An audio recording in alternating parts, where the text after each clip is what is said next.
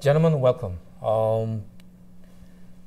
Bruce, I'll begin with you. What is the significance of the planned launch by North Korea in terms of posing a security threat in the region? Well, a North Korean provocation and a violation of UN resolutions is always significant, but perhaps even more so now because it comes really right on the cusp of national elections in both Japan and South Korea. So it may have a minor effect, but it may, I think, skew the electorate a bit more towards the conservative candidates in both countries. But more significantly, it's really an indication that Kim Jong-un is going to pursue policies no different from his father and his grandfather. There had been hopes that he would be more of a reformer, pursue a more moderate foreign policy, but all the indications, not only the impending launch, but also purges and all the statements by North Korea are that they will pursue, no significant change in their policies towards the United States or its neighbors. So all these media frenzy, you think this is quite expected? Well, the frenzy about the launch, certainly, it's a significant development. It is, a continuation of previous provocations by North Korea, previous nuclear and missile tests, and we'll see if this one succeeds. If it does succeed, then it will seemingly be an overnight security threat where it's obviously been in development for a number of years. If it fails, people will dismiss it as not a security threat or a military threat. But at some point they will get it right, just as the U.S. had many failures early on in our missile and rocket program. So once it does, it's expected to go perhaps 4,000 miles or more. North Korea already says that it can range all of the United States. It's already threatened the United States in statements in October. And the U.S. intelligence community had predicted by perhaps 2015 a Taepodong 2 with a nuclear warhead could threaten all of the continental United States. Okay. Joe? Well, I agree with a lot of what Bruce has said, and I think, we need to take a longer-term perspective here over the next 5 to 10 years. And so what's going on here is that North Korea is slowly emerging as a small nuclear power, like Pakistan or Israel. They're developing these missiles, and they're also may be on the verge of increasing their production of material for nuclear weapons. So the point here is it may be in 5 to 10 years, North Korea could build as many as 50 nuclear weapons. They'll certainly be able to deliver them to targets in the region. I don't know about the United States. It's a much more challenging task for them. So that's the first point. This is an emerging security threat. The second point is I might disagree with Bruce a little. I don't think Kim Jong-un is a reformer, and I think even if he is, there's been no sign that he's going to go in that direction. But I wouldn't just dismiss everything outright about what's going on in North Korea because he's pursuing these kinds of external policies. We really don't know what direction he's going to take inside North Korea. And after all, he's only been in power for, I guess it's now a year almost. That's not a very long time. So we don't know what's going to happen inside North Korea, but it's very clear that which direction North Korea's security policy is heading in, and that's more of relying on themselves for their own national security. I think we'll have a chance to touch on what might motivate this North Korea's announcement, but let's stick to, at least for now, U.S. says this would be in violation of United Nations Security Council resolutions, 2 resolutions. And North Korea says this is quote-unquote working satellite. Now, if it's indeed a working satellite, as North Korea claims, is launching it still be banned under the 2 Security Council resolutions? As I said to you before we started, I don't want to get into this legal discussion, but what I will say is, first of all, North Korea does have a satellite program. It's not a modern program. It's a very rudimentary program, but we've gathered a lot of data on the program on my website. Secondly, nevertheless, that's just an excuse. Everyone knows that firing this off is also going to help them develop military technology. So that's very clear. Yeah, the United Nations made very clear that after the attempted launch in April, that any continued use of ballistic missile technology or any launch, regardless of whether they called it a civilian satellite or a space launch vehicle.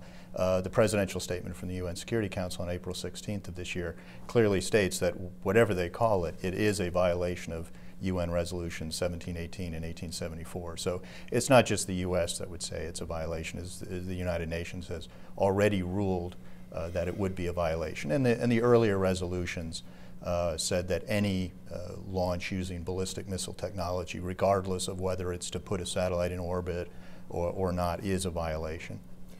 That sort of leads me to my next question, and that is, some believe that this is only a cover for testing ballistic missile technology.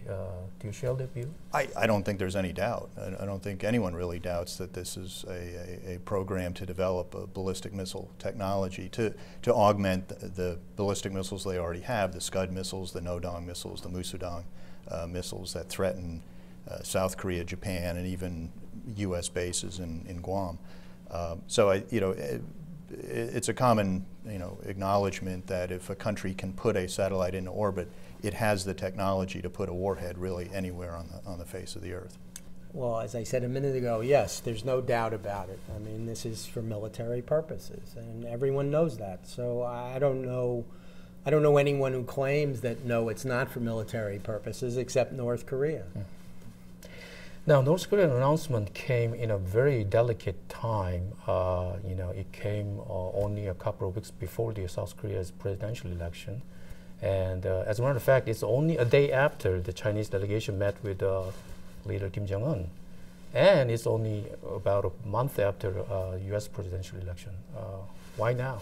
Well, now we're going to get into the guessing game of why North Korea fires off missile tests when it does.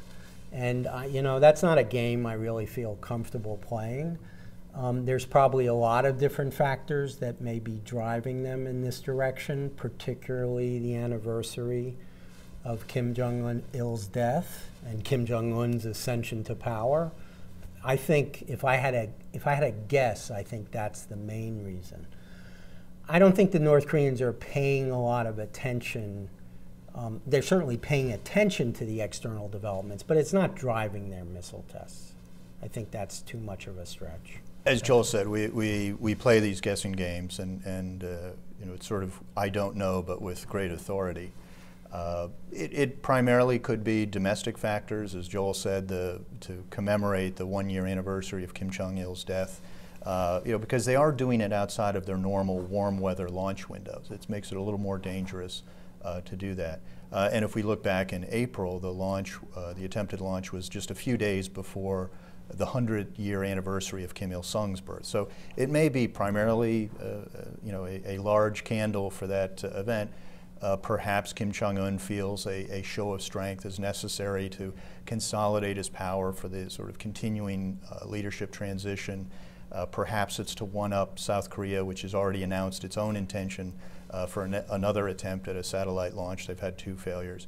It could be an attempt, or even if it's not the objective, it does have repercussions for the national elections in Japan and South Korea. Often we've thought that North Korea will do a provocation because it feels that it puts itself back on the front burner of international attention and perhaps gives it greater negotiating leverage. But really, regardless of their objectives, I think the main takeaway is that it is a violation. So we should focus on the action as opposed to trying to decipher the reason for the action. Can I just raise, I want to raise one point here, which neither one of us have talked about, but this is the second test this year, which is very different from past practice. So if we want to get into the realm of speculation, maybe the North Koreans are now going to conduct more than one test every few years. Maybe they're going to have a regular test program. Maybe that means they're getting very serious about developing these kinds of capabilities. I'm just raising that point. I don't know if that's true or not, but it's one thing that we certainly have to keep in mind. Okay. Let's talk about this in terms of what this means to the U.S. Politically. Do you think North Korea is sending any message toward the U.S. by doing this? They may be. Whether they're intending to send a message or not, I think the United States will receive a message, and that the Obama administration, recently reelected, I think will be even more reluctant to reach out to North Korea. When Mr. Obama came into office, there were high hopes, I think unrealistic hopes, that simply by not being George Bush, by being willing to perhaps even have a summit, to extend an open hand of dialogue, that he was going to solve the North Korean nuclear problem, as he was going to solve China and Russia and Cuba and Syria. North Korea quickly disabused his administration of that view. They did a series of provocations, threatening statements, etc., so that really within a few months of entering the White House, the Obama administration had gone perhaps from one extreme to another. When they entered office, they had criticized the Bush administration for its pressure tactics on North Korea, and now really the administration is bragging that they have the strongest U.S. sanctions against North Korea and Iran in U.S. history. So then they had the Leap Day agreement in late February, where there was going to be sort of this, a small step. They didn't try to oversell it, saying that in return for food aid there would be a cessation of North Korean nuclear and missile activity, and the timing that within 2 weeks of the signature or the joint press statements, North Korea announced it would do the launch in April. It really, I think, affirmed in the administration's mind that engagement wasn't going to work. They've had some meetings, secret meetings, or meetings on the sidelines of other international meetings this year, and I think collectively have gotten the message, and also in track 1.5 meetings that Joel has been involved in. I think everyone's getting a pretty strong message from North Korea that they're not going to continue with their denuclearization commitments unless the U.S. first does a number of steps. Well, look, first of all, we need to understand North Korea, and anyone who had any high hopes that it was going to be easy if we'd only talk to them really doesn't understand North Korea. Secondly, the situation has gotten worse, not better, in the past 4 years, despite these very strong sanctions, which, as far as I can tell, have had very little, if no, impact on North Korea because of Chinese support for the North.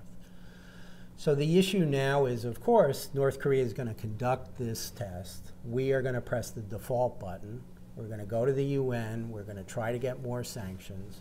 The Chinese may let a little bit go by, or probably not going to let a lot of it go by. And at the end of the day, North Korea has conducted another test. It has defied the international community. And if the test succeeds, the impact will be even greater, because it'll prove to people that, yes, indeed, they can build long-range missiles. So this is a serious problem for us, and pressing default buttons isn't going to solve the problem. I don't know what the solution is, but we shouldn't just continue down the same road thinking it's the only possible policy that we can have. Okay, Joe, you already touched a little bit on what might be possible reactions by the U.S. in terms of measures in response to this move. So specifically, what do you think are some of the measures that the U.S. and the allies can take? Right. Well, when the U.S. goes to the UN Security Council, really it'll be, I think, a test for U.S. Ambassador to the United Nations, Susan Rice, as well as really the Obama administration's China policy, particularly with the new leadership in Beijing. So some of the measures the U.S. could go for is closing loopholes in the existing resolutions. For example, China in the past has always prevented the inclusion of a clause for using military force to enforce the sanctions, such as boarding a ship if you suspect that it's carrying nuclear or missile technology or prohibited items. That's why we've had sort of that, the slow chase through the Western Pacific of North Korean freighters, and then they eventually go back.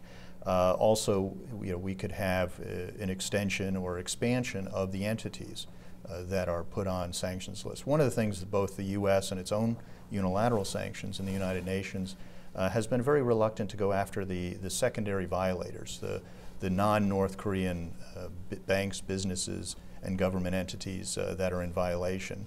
You know, we've seen you know, Chinese banks and businesses may be complicit, whether Beijing knows about it or not. You know, Syria, Iran, and others, Myanmar perhaps, that are facilitating both the inflow and outflow of prohibited items. So, you know, in a way, it may even be more important to have a not only expansion of the entities that are applicable under the existing resolutions, but, you know, a more complete enforcement of the existing sanctions. Do you think China will be more supportive of tougher measures this time? We can hope. You know, hopefully a new leadership would see that assisting North Korea or sort of avoiding addressing the issue is not in its own strategic interest. I think the U.S. has tried to make clear to Beijing, both the old and perhaps the new leadership, that, you know, turning a blind eye to North Korea's behavior will not only induce North Korea to do further things which create, you know, can create a crisis on China's borders, but will also lead the U.S. and its allies to take measures that China won't like. So, you know, it's in China's best interest to, you know, try to, you know, prevent the situation from getting even worse. But, you know, we can be hopeful, but, you know, unfortunately, China has not been very helpful so far. And even just statements since the North Korean announcement are kind of typical Chinese. So all parties should remain calm. You know, some have joked that PRC stands for please remain calm, in that they sort of have a equal blame for both Koreas for actions. So how did you view Chinese position? You know, I'm not hopeful, and I don't want to try to pretend to be hopeful. I don't even want to think of being hopeful, because we've had, you know, a long experience now for the past 5 years or so where China is not siding with us on this issue. And so, you know, the Chinese may take a little step here or a little step there. They may, you know, kind of make some sort of statement that looks like, oh, gee, maybe they're changing. But the fact is they haven't changed. And, you know, I think China has a very difficult problem here. And they're on a slippery slope. You know, they don't like that North Korea is moving forward with the missile program, with their nuclear weapons program, but they can't figure out, how do we stop it? At what point do we draw a red line that stops the North Koreans? And my prediction is they're not going to be able to draw a red line. North Korea is going to move gradually down this road. The Chinese are not going to be willing to exert the kind of pressure that's necessary to stop them, or even have a chance of stopping them. And so the Chinese are just going to be along for the ride. So I think what we need to do is recognize, first of all, that China is not going to support, you know, the kinds of policies we've been pursuing. And then secondly, we need to figure out, okay, what would they support, and are we willing to do that? I think that's the key issue in front of us now, and I'm not sure if people are thinking about it or not. So it seems like both of you expect that there will be tougher measures by the UN and the US, but in terms of sort of overall US policy on North Korea, do you think this will impact, if the launch occurs, do you think this will impact the U.S. policy on North Korea? Maybe make it more hardened? Right. Well, I mean, first of all, in the staying with the UN for a moment, is in the president's statement in April, sort of the final clause was that, you know, although blandly written, such as, you know, the Security Council will address this, you know, more sternly in the future, or some such diplo-speak. South Korean diplomats after that felt that it was an automatic trigger for additional sanctions if North Korea were to do another provocation. Now, other diplomats may have a different view, I don't know, but certainly Seoul had the clear view that all the nations had agreed for automatic sanctions the next time North Korea did something. We'll see how that plays out. I think with the U.S. administration, again, there was a reluctance after not only the initial rejection of the open hand of dialogue, excuse me, but after the Leap Day Agreement. I think it, you know, that was sort of a very slow baby steps back towards engagement. And when that came undone, really just 2 weeks after the agreement, I think it really led the administration to just sort of almost throw up its hands and say, we tried a second time, that's 2 strikes. And I think there's a reluctance now to have a 3rd strike. So, you know, what tends to happen is, you know, when North Korea does something, whether it's an act of war against South Korea, whether it's a provocation, there's almost this, you know, informal agreement. It's like, well, we can't be in the same room with them now for about another 6 months. We can't be seen as condoning their behavior by immediately going back to negotiations. So it seems that, you know, whatever North Korea's objective is, when it does something, it sets back any inclination for engagement by many months. Well, there are 2 points here. On the South Korea point, I think Bruce is right, but don't forget the South Korean government is changing soon. Right. And so a new South Korean government may have a very different view, not only of what that statement meant, but also a very different view about how to deal with North Korea. And, you know, Madam Park has one view, Mr. Moon has another view. We all know that whatever happens, it's going to be different from President Lee's policy, and it's going to be different in a more moderate way. Secondly, on the U.S. angle, you know, I think Bruce is absolutely right.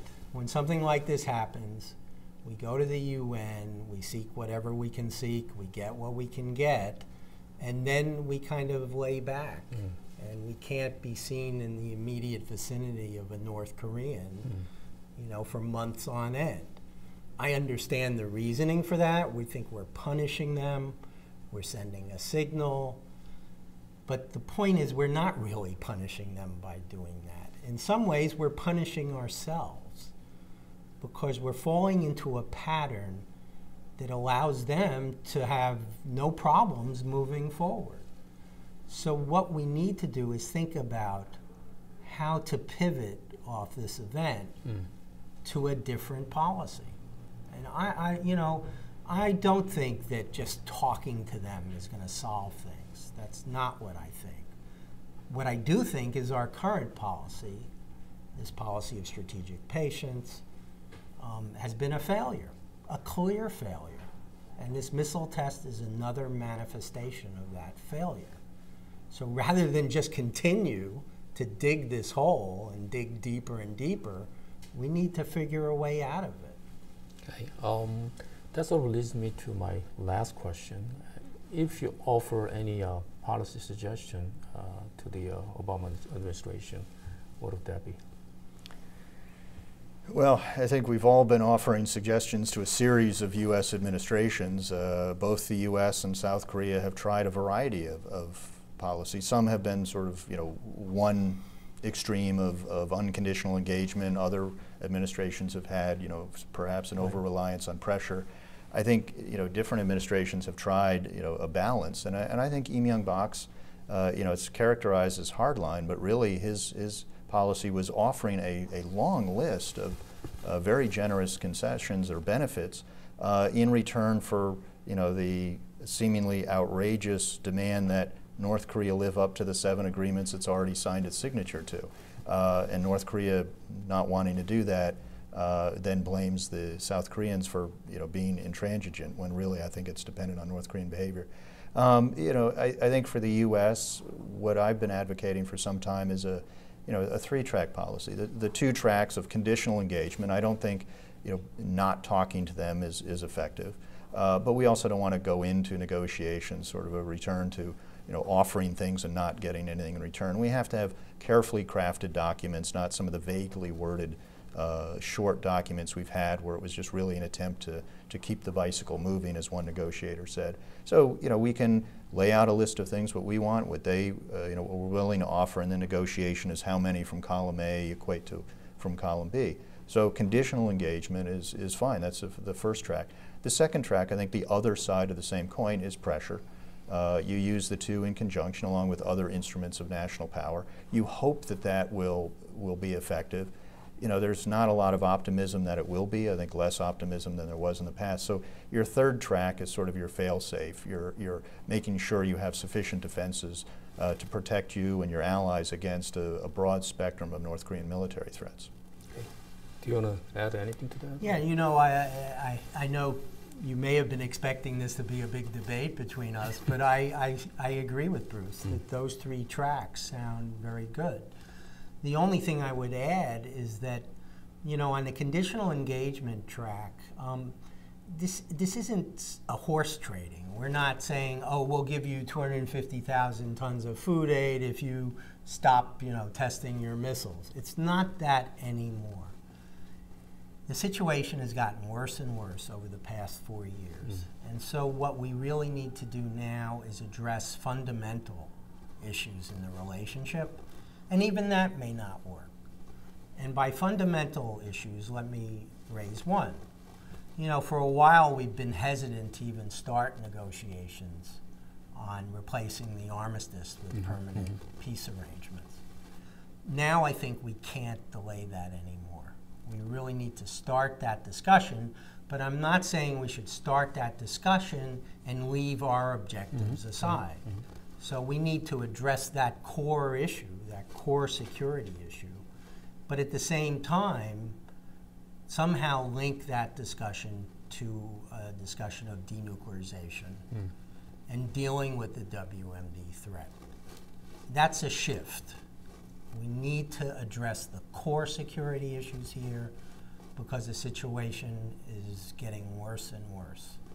And the North Koreans will tell you that, you know, now we really do need to do this. And if we do, there is, I think, a slim possibility that we'll be able to deflect them off the track that they're on now. Okay. If I could just add one point. On a peace treaty, previous South Korean President Roh Moo-hyun had advocated signing a peace treaty, and his idea was sort of you could sign a treaty tomorrow, and that would be the beginning of a peace regime process. And perhaps Moon Jae-in, who is chief of staff to President Roh, might have the same idea. The U.S. view, which I would share, is that a peace treaty should come at the end of sort of long, arduous negotiations, because North Korea's conventional forces pose a very significant threat to the South, and we saw that with Cheonan and Yangpyeong-do.